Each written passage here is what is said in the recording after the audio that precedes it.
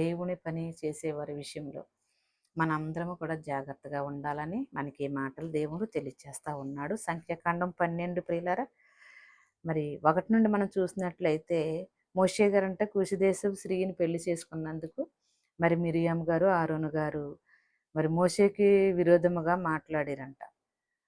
వారు మోసే చేత మాత్రమే యెహోవా పలికించిన ఆయన మన చేతను పలికించలేదా అని చెప్పుకొనగా.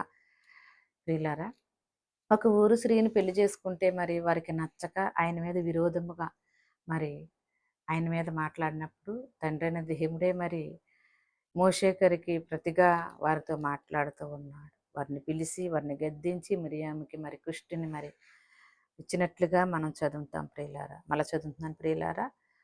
మోషే కృషి దేశపు స్త్రీని పెండ్లి చేసుకుని ఉండెను గనుక అతడు పెండ్లి చేసుకునిన ఆ స్త్రీని బట్టి మిరియాము ఆరోనులు అతనికి విరోధముగా మాట్లాడిరి. వారు మోసే చేత మాత్రమే యెహోవా పలికించిన ఆయన మా చేతను పలికింపలేదా అని చెప్పుకొనగా.